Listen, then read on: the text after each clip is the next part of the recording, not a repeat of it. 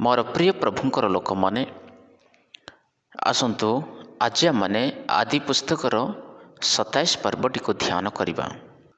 एठारे 46 गोटी पद थिबार आमने देखु। एही अध्याय आमने जेतेबेले अध्ययन करो एठारे इसाक जे वृद्ध बयस को आसिले आउ तार चक्षु चक्षु निस्तेक हेबारु आउ से देखि पारिले नहीं, कारण से वृद्ध हो जाइथिले। सेतेबेले से आपण ज्येष्ठ पुत्र एसो को डाकी कहिले, पुओरे मु वर्तमान वृद्ध हो जाइअछि आउ मोर मरिबार समय निकट हेलानी। तेणु से ताहाकु कहिले, देखो मु वृद्ध होई अछि, केउ दिन मोहर मृत्यु हेबो ताहा मु जाने नाही।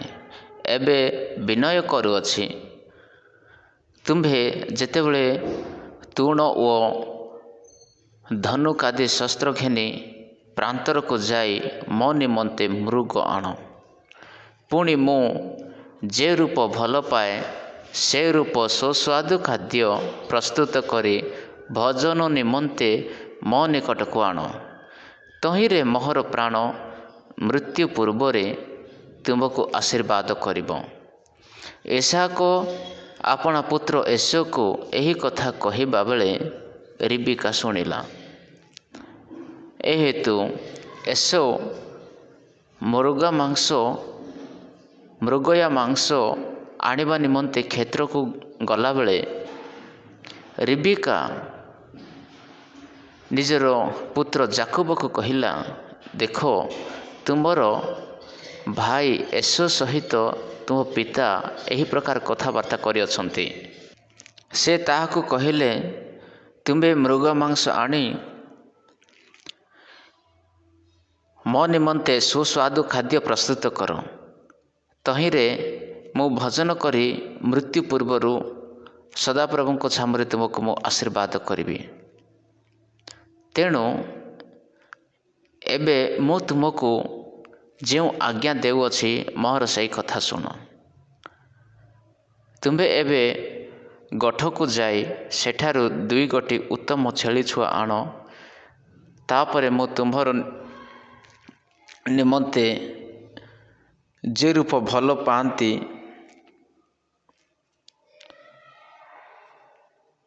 से रूप सुस्वादु खाद्य मु रांधि देबी, आउ सही खाद्य नहीं तू तोहर पिता को दे जीवु।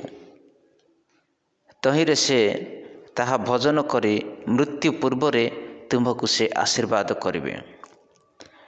सेतेबेले जाकोब अपना माता रिबिका को कहिला, देखो मोहर भाई एसो से लोम शरीर मात्र मु निर्लोम अटे, आउ मु एही प्रकार कार्य मु करि पारिबि नाही।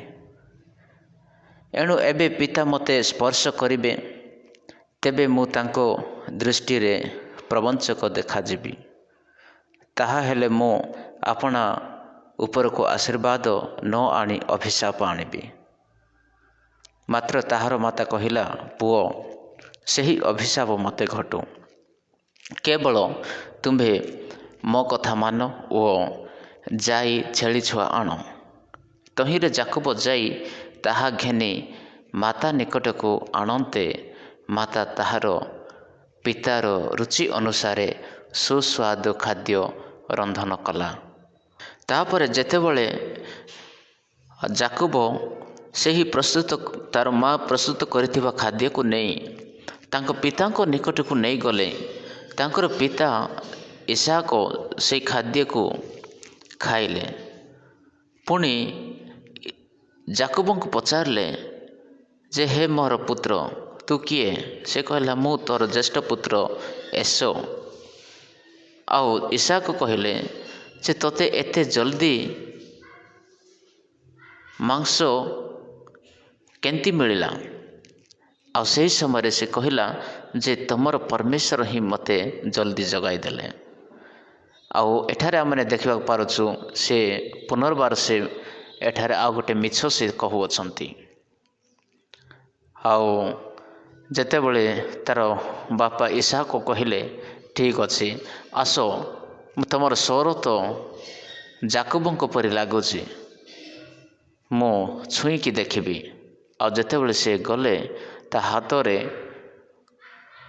तार माँ जो छेलीर चमड़ा को बांधी देइथिले एथिरु ईसाक ताहाको चिन्हि पारले नाही आउ ताहाको आशीर्वाद देले। ईसाक से धक्का खाइला से जानी पारले नाही आउ समस्त आशीर्वाद ज्येष्ठ पुत्रर आशीर्वाद तार छोट पुओ को देदेले। आउ से जेमिति ही आशीर्वाद नहीं बाहर को जाइछंती से ही तार पछे एसो से मांस प्रस्तुत करी से तांको पितांको निकट को से नहीं आसिले आउ तार पिता को से कहले जे हे पिता उठ आउ भजन कर मु मांस प्रस्तुत करी आनी देई अछि। आउ एसियो कहला जे मोहर पिता यही प्रस्तुत खाद्य को भोजन कर तापर मते आशीर्वाद देव। यही कथा शुणी ईसाक बहुत चिंतित हेले आउ से कहले एबे ही तो तुमे आसीथिल आउ आशीर्वाद नहीं गल आ मु मांस खाइली आ पुणी थरे केमिति आस। तापरे सही कथारू से ईसाक जानी पारिले जे तार भाई छोट भाई आशीर्वाद को नहीं सारी अच्छी। आउ से तार पुत्र को ज्येष्ठ पुत्र को कहला आउ मो ठारे आउ आशीर्वाद नाही आशीर्वाद आउ नाही आशीर्वाद तोर छोट भाई नहीं सारी अच्छी। यही कथा जितेबले शुणिले एसो बहुत मनर दुख होई से कांदिबाकु लागले। यही प्रकार आम माने 27 पर्वटी को आम माने देखि पारुअछु। एठारे बहुत भल संदेशटी रही अछि। आउ प्रथम पदरे आम माने जेतेबेले ध्यान करू सेठारे ईसाक वृद्ध हुअन्ते से चक्षु निस्तेज हेबारो आउ देखि पारिले नाही। सेतेबेले से आपना ज्येष्ठ पुत्र एसो को डाकी कहले पुओरे तहिरे से उत्तर कला देखंतु मु एठारे अछि। तहु से ताहाकु कहले देख मु वृद्ध होई अछि केउ दिन मोहर मृत्यु हेबो ताहा मु जाने नाही। एबे विनय करूअछि तुम्भे एतेबेले तूण ओ धनुकादि शस्त्र घेनी प्रांतर को जाई मो निमंते मृग आण पुणी मु जे रूप भल पाए से रूप सुस्वादु खाद्य प्रस्तुत करी भोजन निमंते मो निकट को आण तहिरे मोहर प्राण मृत्यु पूर्वरे तुम्भको आशीर्वाद करिब। ईसाक अपना पुत्र एसो को यही कथा कहवा बेले रिबिका शुणिला। ए हेतु एसो मृगा मांस आनिबा निमंते क्षेत्र को गला उतारे रिबिका अपना पुत्र जाकोब को कहला देखो तुम्भर भाई एसो सहित तुम्भ पितांकर कथोपकथन मु शुणिली। से ताहाकु कहले तुम्भे मृगा मांस आनी आंभ निमंते सुस्वादु खाद्य प्रस्तुत कर तहिरे आंभे भोजन करी मृत्यु पूर्वरे सदाप्रभुଙ୍କ छामुरे तुम्भको आशीर्वाद करिबा।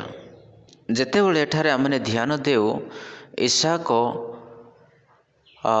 180 वर्ष पर्यंत से जीवित रहिले आउ से 40 वर्ष बयस रे से विवाह करथिले ତାଙ୍କର ବିବାହ ପରେ 20 ବର୍ଷ ପରେ ତାଙ୍କର ସନ୍ତାନ ହୋଇଥିଲେ।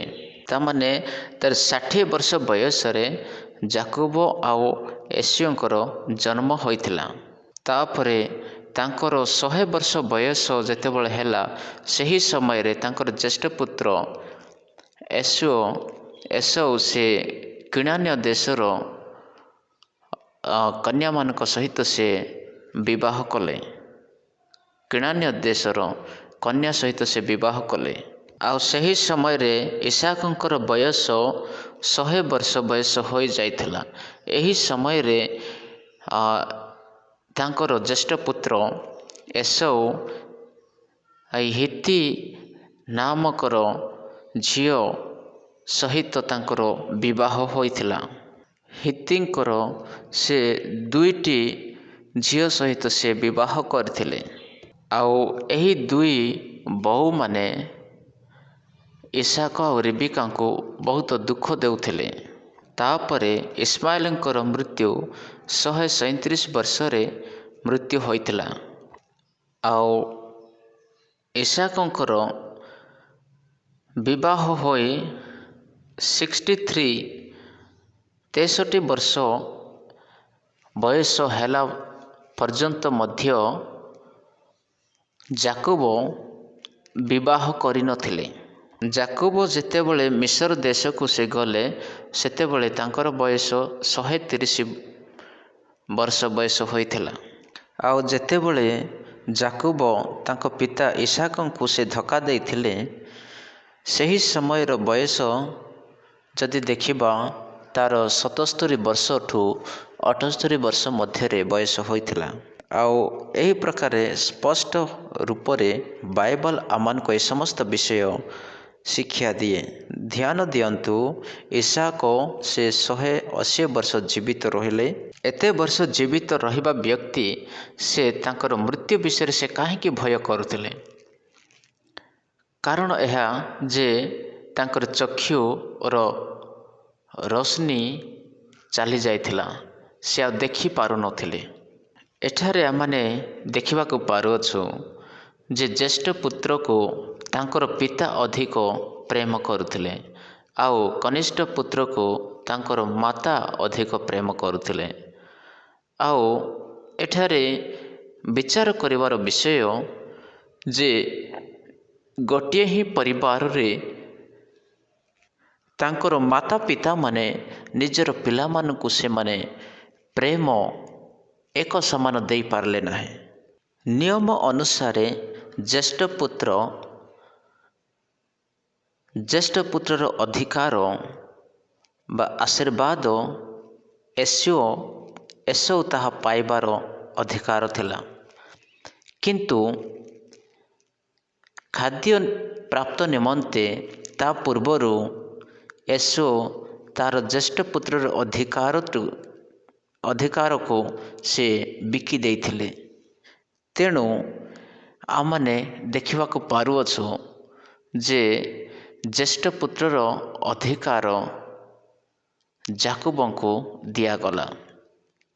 ଯାକୋବ ଜ୍ୟେଷ୍ଠ ପୁତ୍ରର ଅଧିକାର ପାଇବା ନିମନ୍ତେ ସେ ଚେଷ୍ଟା କଲେ, କିନ୍ତୁ ଏସଉ ତାହା ଜ୍ୟେଷ୍ଠ ପୁତ୍ରର ଅଧିକାରକୁ ସେ ତୁଚ୍ଛ ଜାଣି ସେ ଜ୍ୟେଷ୍ଠ ପୁତ୍ରର ଅଧିକାରକୁ ସେ ଖାଦ୍ୟ ନିମନ୍ତେ ସେ ବିକିଦେଲେ।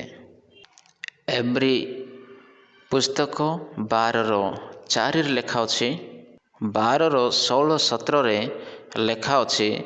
ସେଠାରେ ପାଉଲ କୁହନ୍ତି ଯେ ଇସାକଙ୍କ ବିଷୟରେ ଯେ ଲୁହ ବହାଇ ମନ ପରିବର୍ତ୍ତନର ବିଷୟରେ ଚିନ୍ତା କଲେ ମଧ୍ୟ ସେଠାରେ ଆଉ ତାଙ୍କୁ ଅବସର ନଥିଲା। ଇସାକ ବୃଦ୍ଧ ହୋଇଗଲେ, ବୁଢ଼ା ହୋଇଗଲେ, ଆଉ ତାଙ୍କର ଚକ୍ଷୁ ଦୃଷ୍ଟିଶକ୍ତି ସବୁ ନଷ୍ଟ ହୋଇଗଲା। ଏଥିପାଇଁ ସେ ତାଙ୍କ ଜ୍ୟେଷ୍ଠ ପୁତ୍ର ଏସଉଙ୍କୁ ସେ ଆଶୀର୍ବାଦ ଦେବାକୁ ଚାହୁଁଥିଲେ, କାରଣ ସେ ତାଙ୍କ ଜ୍ୟେଷ୍ଠ ପୁତ୍ର ଏସଉଙ୍କୁ ସେ ଅଧିକ ପ୍ରେମ କରୁଥିଲେ। କାରଣ ଏସଉ ତାଙ୍କୁ ଏକ ସ୍ୱାଦିଷ୍ଟ ଭୋଜନ ଦେଉଥିଲେ। ସମୟ ସମୟ ଅନୁସାରେ ସେ ତାଙ୍କ ପିତାଙ୍କ ନିମନ୍ତେ ଭୋଜନ ପ୍ରସ୍ତୁତ କରି ସେ ଏକ ଉତ୍ତମ ସୁସ୍ୱାଦ ଖାଦ୍ୟ ତାଙ୍କ ନିମନ୍ତେ ପ୍ରସ୍ତୁତ କରି ଆଣି ଦେଉଥିଲେ। ଏଥି ନିମନ୍ତେ ଇସାକ ତାଙ୍କର ଜ୍ୟେଷ୍ଠ ପୁତ୍ର ଏସୋଙ୍କୁ ଅଧିକ ପ୍ରେମ କରୁଥିଲେ। ଆଉ ଏସୋଙ୍କର ଦୁଇଟି ସ୍ତ୍ରୀ ଯେଉଁ ହିତିଙ୍କର ଝିଅମାନେ ଥିଲେ ସେମାନେ ରିବିକାକୁ ସହୁ ନଥିଲେ। ଏଥିପାଇଁ ରିବିକା ତାଙ୍କ ଜ୍ୟେଷ୍ଠ ପୁତ୍ରକୁ ପ୍ରେମ କରୁନଥିଲେ। ତାଙ୍କୁ ଜ୍ୟେଷ୍ଠ ପୁତ୍ରର ଆଶୀର୍ବାଦ ପ୍ରାପ୍ତ ହେବା ନିମନ୍ତେ ରିବିକା ପସନ୍ଦ କରୁନଥିଲେ। ଏଥିପାଇଁ ରିବିକା ତାଙ୍କ ଛୋଟ କନିଷ୍ଠ ପୁତ୍ରକୁ ଯାକୋବଙ୍କୁ ସେ ଧୋକା ଦେବା ନିମନ୍ତେ ବା ତାଙ୍କ ପିତାଙ୍କୁ ମିଛ କହି ସେହି ଜ୍ୟେଷ୍ଠ ପୁତ୍ରର ଅଧିକାର ଛିଣି ଆଣିବା ପାଇଁ ଛଡ଼ାଇ ଆଣିବା ପାଇଁ ତାର ମା ରିବିକା ଯାକୋବଙ୍କୁ ସେ ପ୍ରସ୍ତୁତ କଲେ। ଏଠାରେ ଆମମାନେ ଦେଖିବାକୁ ପାରୁଅଛୁ ଇସାକ ଏକ ଖାଦ୍ୟପ୍ରିୟ ବ୍ୟକ୍ତି ଥିଲା। ଖାଦ୍ୟ ପ୍ରାପ୍ତ କରି ତାକୁ ଆଶୀର୍ବାଦ ଦେବା ପାଇଁ ସେ ପ୍ରସ୍ତୁତ ହୋଇଥିଲେ। ଏଠାରେ ବିଚାର କରିବାର ବିଷୟ ଯେ ଆଶୀର୍ବାଦ ଦେବା ନିମନ୍ତେ ଖାଦ୍ୟର ଆବଶ୍ୟକ କ'ଣ ଥିଲା, କିନ୍ତୁ ସେ ଆଶୀର୍ବାଦ ଦେବା ନିମନ୍ତେ ସେ ଖାଦ୍ୟର ଅପେକ୍ଷାରେ ଥିଲେ। ତେଣୁ ଏଠାରେ ଆମମାନେ ଦେଖୁଅଛୁ ରିବିକା ସେହି କଥାକୁ ଯେତେବେଳେ ସେ ଶୁଣିଲା ଯେ ହେ ମୋର ପୁତ୍ର, ମୁଁ ବୃଦ୍ଧ ବୟସ ହୋଇଗଲେଣି, ମୋର ଚକ୍ଷୁରୁ ଶକ୍ତି ଚାଲିଗଲା, ମୁଁ ଆଉ ଦେଖିପାରୁନାହିଁ। ବର୍ତ୍ତମାନ ମୋ ନିମନ୍ତେ ଶିକାର କରି ତୁ ମୃଗ ମାଂସ ଆଣି ମୋ ନିମନ୍ତେ ଉତ୍ତମ ସୁସ୍ୱାଦ ଖାଦ୍ୟ ପ୍ରସ୍ତୁତ କରି ମୋ ନିମନ୍ତେ ଆଣେ, ଆଉ ତାହା ଖାଇ ମୁଁ ସଦାପ୍ରଭୁଙ୍କ ନିକଟରେ ମୁଁ ତୋତେ ଆଶୀର୍ବାଦ କରିବି। ଆଉ ଏହି କଥା ଯେତେବେଳେ ଇସାକ ତାଙ୍କ ଜ୍ୟେଷ୍ଠ ପୁତ୍ର ଏସୋଙ୍କୁ କହୁଥିଲେ, ସେହି କଥାକୁ ଶୁଣି ରିବିକା ତାର କନିଷ୍ଠ ପୁତ୍ର ଯାକୋବଙ୍କୁ ସେ କହିଲେ ଯେ ମୋର ପୁତ୍ର, ଦେଖ ମୁଁ ତୋ ପିତାଙ୍କର କଥାକୁ ମୁଁ ଶୁଣିଅଛି ଯେ ତୋର ବଡ଼ ଭାଇକୁ ସେ ଆଶୀର୍ବାଦ ଦେବାକୁ ପ୍ରତିଶ୍ରୁତି ଦେଇଅଛନ୍ତି, କିନ୍ତୁ ତାହା କରିବାକୁ ମୁଁ ଦେବି ନାହିଁ। ବର୍ତ୍ତମାନ ଗୋଟେ କାମ କରେ, ଆଉ ମୁଁ ତୋ ପାଇଁ ଭୋଜନ ମୁଁ ପ୍ରସ୍ତୁତ କରିଦେବି, ତାହା ନେଇ ତୁ ତୋର ପିତାଙ୍କ ନିକଟକୁ ନେଇଯା। ଆଉ ରିବିକା କହୁଅଛନ୍ତି, ଏହା ମୋର ଆଜ୍ଞା ଅଟେ, ତୁ ମୋର ଆଜ୍ଞା ଅନୁସାରେ ତୁ କରେ। ପରମେଶ୍ୱର ଆବ୍ରାହମକୁ କହିଲେ ଯେ ତୁ ମୋର ଆଜ୍ଞାକୁ ମାନେ, ଆଉ ପରମେଶ୍ୱର ଇସାକଙ୍କୁ ମଧ୍ୟ କହିଲେ ତୁ ମୋର ଆଜ୍ଞାକୁ ମାନେ। କିନ୍ତୁ ଏଠାରେ ରିବିକା ତାର ପୁତ୍ରକୁ ଯାକୋବକୁ କହୁଅଛି ଯେ ଯାକୋବ, ତୁ ମୋର ଆଜ୍ଞାକୁ ମାନେ। ଏଠାରେ ବିଚାର କରିବାର ବିଷୟ ଯେ ତାର ମାତା ତାଙ୍କ ପୁତ୍ରଙ୍କୁ ଏକ ଉତ୍ତମ ଶିକ୍ଷା ଦେବା ବଦଳରେ ସେ ଏକ ମିଛ କଥାର ବିଷୟ ତାକୁ ଶିକ୍ଷା ଦେବାର ବିଷୟ ଆମେ ଦେଖିବାକୁ ପାରୁଅଛୁ। ରିବିକା ତାର ପୁତ୍ର ଯାକୋବକୁ ସେ ପ୍ରସ୍ତୁତ କରି ପିତାଙ୍କ ନିକଟକୁ ସେ ପଠାଉଅଛନ୍ତି। ଆଉ ଯେତେବେଳେ ସେ କହିଲେ ଯେ ତୁ ଉତ୍ତମ ଛେଳି ଛୁଆକୁ ତୁ ବାଛି ଆଣେ, ଆଉ ତାହା ମୁଁ ମାରି ମାଂସ ମୁଁ ରୋଷେଇ କରିଦେବି, ଆଉ ତାହା ତୁ ତୋର ପିତାକୁ ତୁ ଦେଇଯିବୁ। ଯେତେବେଳେ ଏହି କଥା ଯାକୋବ ଶୁଣିଲେ, ସେ କହିଲେ ନାଇଁ ମା, ମୁଁ ଏହି ପ୍ରକାର କାର୍ଯ୍ୟ ମୁଁ କରିପାରିବି ନାହିଁ, କାରଣ ମୋର ଭାଇ ଏସୋ ତ ସେ ତାର ଶରୀର ତାର ଲୋମମୟ ଶରୀର, କିନ୍ତୁ ମୋ ଶରୀରରେ ଲୋମ ନାହିଁ। ଆଉ ମୋର ପିତା ମୋତେ ଛୁଇଁକି ସେ ଜାଣିଦେବେ,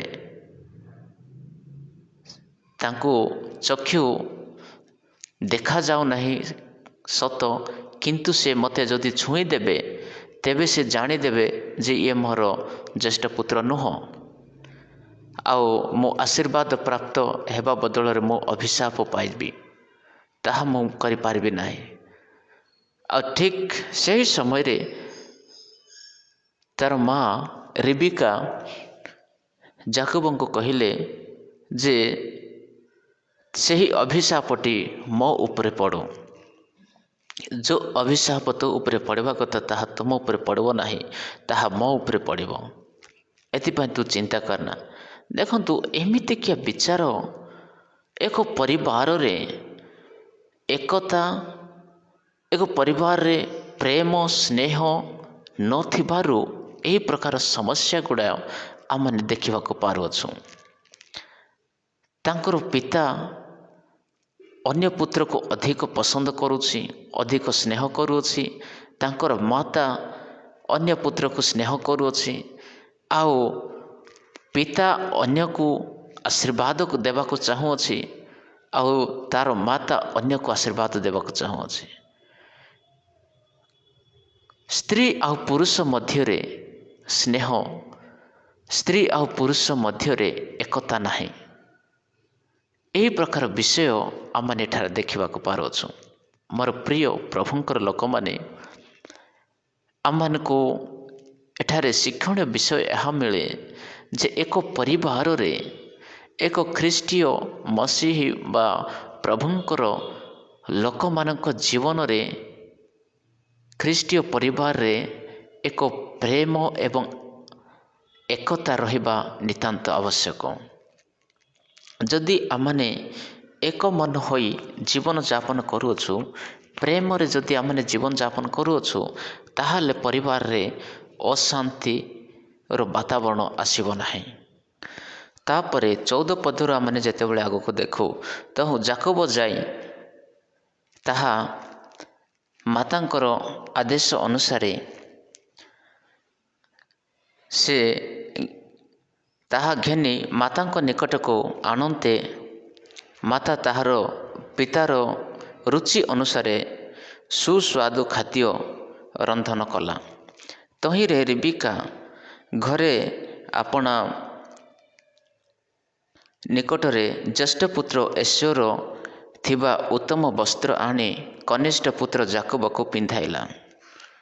ପୁଣି ଛେଳି ଛୁଆର ଛାଲ ଘେନି ତାହା ହସ୍ତରେ ଓ ଗଳଦେଶର ନିର୍ଲୋମ ସ୍ଥାନରେ ଗୁଡ଼ାଇ ଦେଲା।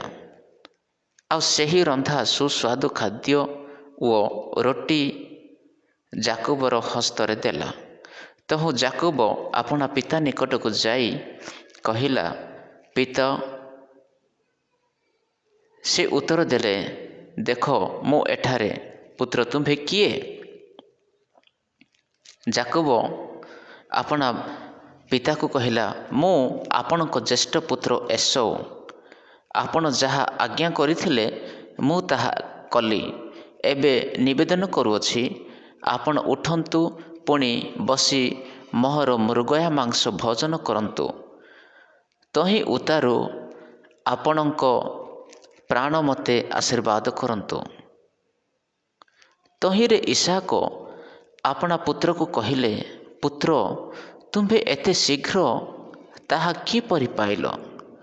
ସେ କହିଲା, ଆପଣଙ୍କ ସଦାପ୍ରଭୁ ପରମେଶ୍ୱର ମୋତେ ତାହା ଭେଟାଇ ଦେଲେ।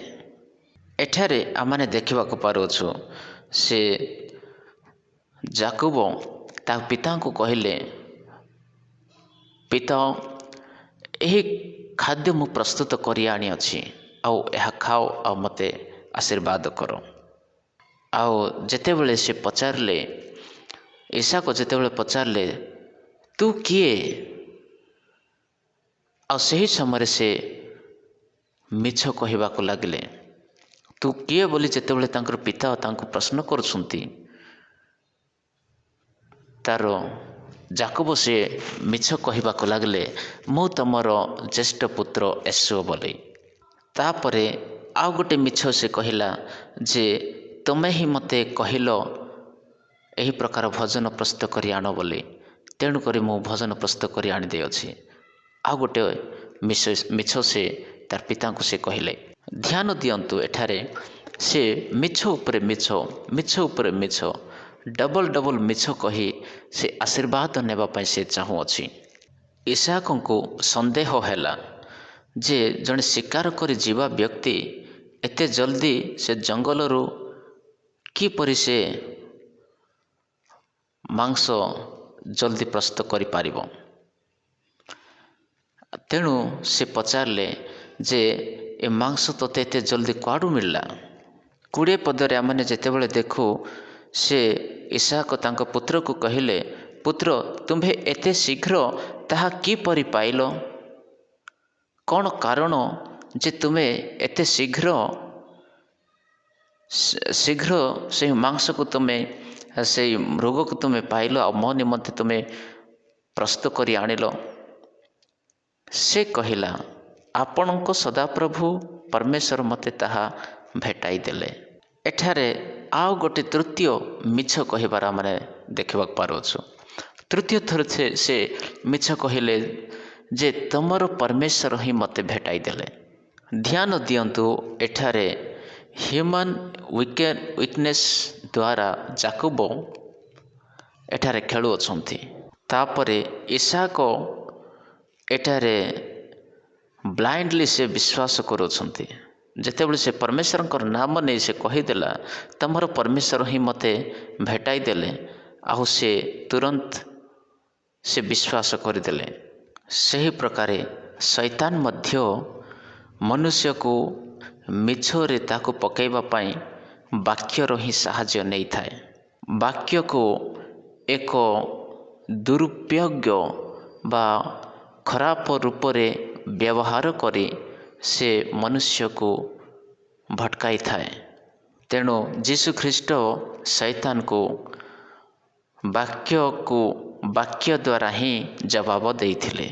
କାରଣ ଶୈତାନ ବାକ୍ୟ ଦ୍ୱାରା ହିଁ ପରୀକ୍ଷାରେ ପକାଇ ଦେଇଥାଏ।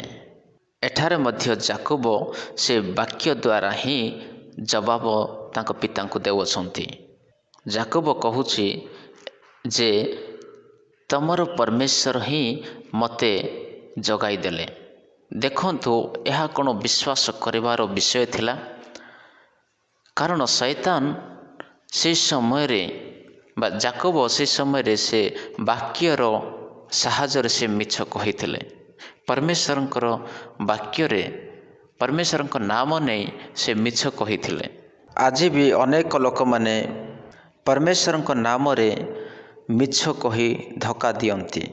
ଯେତେବେଳେ ଯାକୋବ ଇସାକଙ୍କ ନିକଟକୁ ଗଲା, ଆଉ ଇସାକ କହିଲେ ଯେ ପୁତ୍ର, ତୋର ସ୍ୱର ଏସୋଙ୍କ ପରି ଲାଗୁନାହିଁ, ଆସେ ମୁଁ ତୋତେ ଛୁଇଁକି ଦେଖିବି।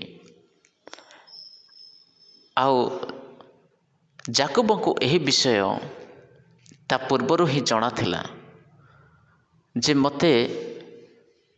ମୋର ପିତା ମୋତେ ଜାଣିଦେବେ, ଆଉ ସେ ମୋତେ ଛୁଇଁକି ଦେଖିବେ। ତେଣୁ ସେହି କଥାରେ ତାର ମା ରେବିକା ତାକୁ ଆଗରୁ ହିଁ ସେ ପ୍ରସ୍ତୁତ କରିଦେଇଥିଲେ।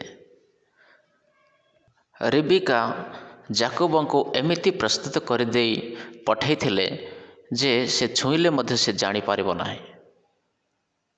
ତାଙ୍କ ହସ୍ତରେ ସେ ଚମଡ଼ା ଗୋଡ଼ାଇ ତାଙ୍କୁ ପଠାଇଦେଲେ। କାରଣ ଜ୍ୟେଷ୍ଠ ପୁତ୍ରଙ୍କର ଶରୀର ଲୋମମୟ ଶରୀର ଥିଲା, ଆଉ ଯାକୋବଙ୍କର ସେହି ପ୍ରକାର ଶରୀର ନଥିଲା। ତେଣୁ ଯେତେବେଳେ ଇସାକ ଯାକୋବକୁ ଛୁଇଁକି ଦେଖିଲେ, ସେ ଆଉ ଚିହ୍ନି ପାରିଲେ ନାହିଁ। କହିଲେ, ସେ ତୋର ଶରୀର ତ ଏସୋଙ୍କ ପରି ଲାଗୁଛି ସତ, କିନ୍ତୁ ତୋର ବୋଲି ତୋର ସ୍ୱର ଯାକୋବଙ୍କ ପରି ଲାଗୁଅଛି। ଇସାକ ସେ ସମ୍ପୂର୍ଣ୍ଣ ଭାବରେ ତାଙ୍କ ପୁତ୍ରକୁ ସେ ଚିହ୍ନି ପାରିଲା ନାହିଁ। ତାର ସ୍ୱରକୁ ତ ସେ ଚିହ୍ନି ପାରିଲା, କିନ୍ତୁ ତାର ହାତକୁ ଛୁଇଁ ସେ ଚିହ୍ନି ପାରିଲା ନାହିଁ। ଆଜି ମଧ୍ୟ ମୋର ପ୍ରିୟ ପ୍ରଭୁଙ୍କର ଲୋକମାନେ, आमने अनेक सत्यता को संपूर्ण भाव में आमने जानी पारुना। परमेश्वरंकर वाक्य को आमे संपूर्ण सत्य को आमने जानी पारुना। आज दुनिया रे अनेक लोक माने सत्य को न जानी से माने शारीरिक इच्छा को प्राप्त करने निमंते से माने दौड़ी चालू अछंती। ऐसा को तार बलि को से चिन्ह पारला किंतु तार शरीर को चिन्ह पारला नहीं। से आउ अन्य अन्य केतेक प्रश्न करी ताहाको चिन्हिबा पई से चेष्टा करि थांता किंतु ताहा से कला नहीं। इसहाक से एक खाद्य प्रिय व्यक्ति थिला, भोजन प्रिय व्यक्ति थिला। तेणु से तांको पुत्र को से निकट को डाकी से छुईले आओ से तार स्वर को शुणिले आ तार हस्त को से छुई कहिले जे हे पुत्र वर्तमान आसे आ मते चुंबन करे। आओ एठार से चुंबन करी से आशीर्वाद नहीं गले। एठार से मो ही जाकुब अटे, मो ही एसो अटे, यह कही से धक्का देले। आमने देखिबा जे जीशु ख्रीष्टों को समय मध्य जिहुदा इस्कारियोती जिहुदा मध्य से जीशु को धक्का देवा समय रे से जाइकी जीशु को चुंबन करथिले। आओ एठारे आमने देखुअछु जाकुब मध्य तांको पिता को जेतेबेले से धक्का देले से मध्य तांको पिता को से चुंबन करुअछंती। आओ जेतेबेले से निकट को जाई चुंबन करते ईसाक ताहार वस्त्रर गंध पाई तांको आशीर्वाद करी कहिले, देखो सदाप्रभुंक आशीर्वाद प्राप्त क्षेत्रर सुगंधि तुल्य मो पुत्रर सुगंधि। परमेश्वर आकाशर काकररू ओ पृथ्वीर उर्वरतारू उत्पन्न फल ओ प्रचुर शस्य ओ द्राक्षारस तुम्भको दियंतु। लोक समूह तुम्भर सेवा करंतु ओ नाना वंश तुम्भको प्रणाम करंतु। तुम्भे अपना ज्ञाति मानकर कर्ता हुओ, पुणी तुम्भर मातृपुत्र माने तुम्भको प्रणाम करंतु। जे तुम्भको अभिशाप दिए से अभिशप्त हेउ, पुणी जे तुम्भको आशीर्वाद करे से आशीर्वाद प्राप्त हेउ। एही प्रकारे ईसाक जाकुब को आशीर्वाद कला। तापरे जाकुब अपना पिता ईसाक निकटरू बाहर हेबा मात्रे ताहार भाई एसौ मृग मांस नहीं तांको पिता निकट को आसिले। पुणी से मध्य सुस्वादु खाद्य प्रस्तुत करी पिता निकट को आनी कहिला, पिता आपण उठी पुत्रर आनित मृग मांस भोजन करंतु। तही उतारू आपणक प्राण मते आशीर्वाद करंतु। तहिरे ताहार पिता ईसाक कहिले, तुम्भे किए? से कहिला, मु आपणक पुत्र, आपणक प्रथम जात एसौ। सेतेबेले ईसाक अतिशय कंपित होई कहिले, तेबे जे मो निकट को मृगा मांस आनिथिला से किए? तुम्भ आसिबा पूर्वे मु ताहा भोजन करी ताकू आशीर्वाद कली, आहुरी से आशीर्वाद प्राप्त हेबो। एसौ पितार एही कथा शुणिबा मात्रे अत्यंत व्याकुल चित्तरे महाचित्कार कला। पुणी अपना पिता को कहिला, पितः मते मध्य आशीर्वाद करंतु। तहिरे ईसाक कहिले, तुम्भर भाई आसी वंचना करी तुम्भर प्राप्तव्य आशीर्वाद हरण करि नै गला। तहिरे एसौ कहिला, ताहार यथार्थ नाम कि जाकुब नुहे?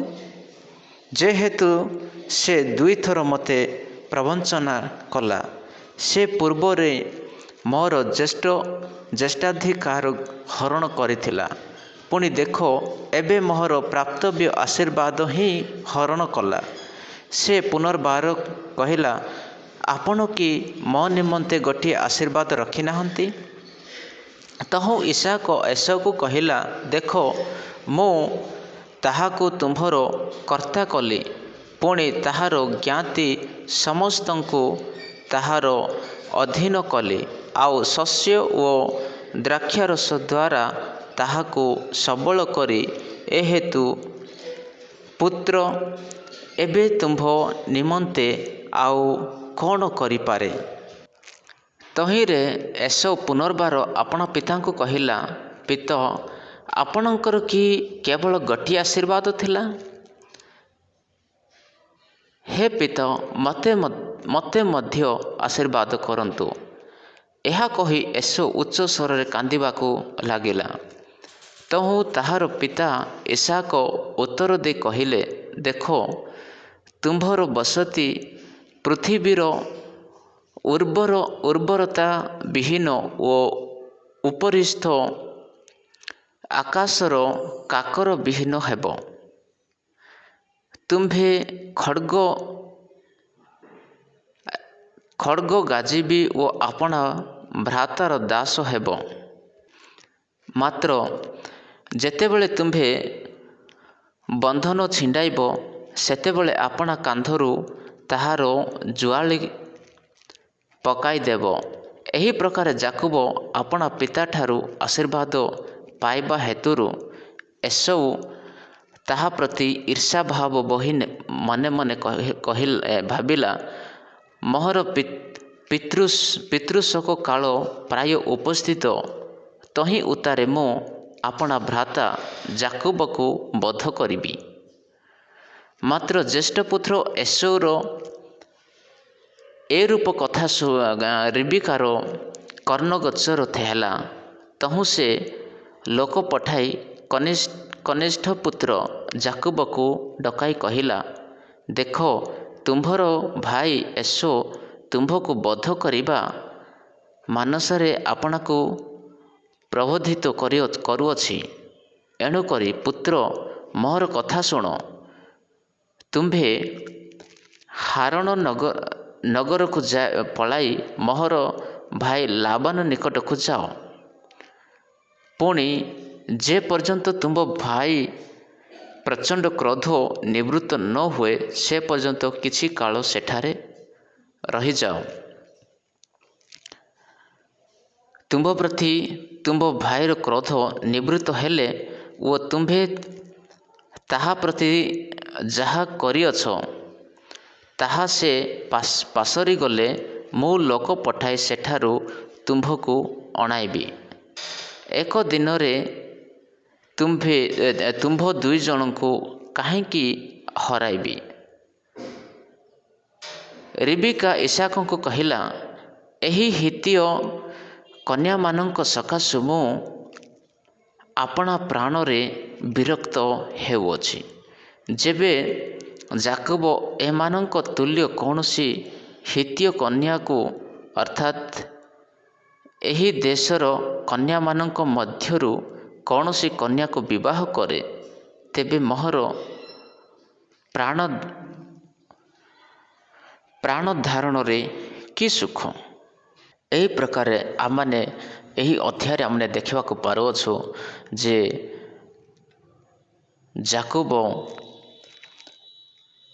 ଯାକୋବଙ୍କର ଏହି ଘଟଣା ପରେ ଏସଉ ସେ ତାଙ୍କ ଭାଇ ପ୍ରତି କ୍ରୋଧ ହୋଇ ସେ ତାଙ୍କୁ ମାରିବା ପାଇଁ ପ୍ରସ୍ତୁତ ହେଲେ। ଆମେ ପ୍ରଥମ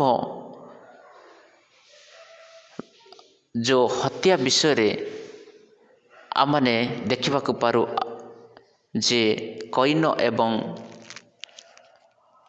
ହେବଲଙ୍କ ବିଷୟରେ। କଇନ ସେ ହେବଲଙ୍କୁ ମାରିଦେଲେ, ହତ୍ୟା କରିଦେଲେ, ନିଜ ଭାଇକୁ ହତ୍ୟା କଲେ। एठारे मध्य आमने देखा पारुछु निज भाई को सी मारवा पाई प्रस्तुत हेबा विषय रे परमेश्वर वाक्य आम को शिक्षा दिए जे निजर भाई को प्रेम कर।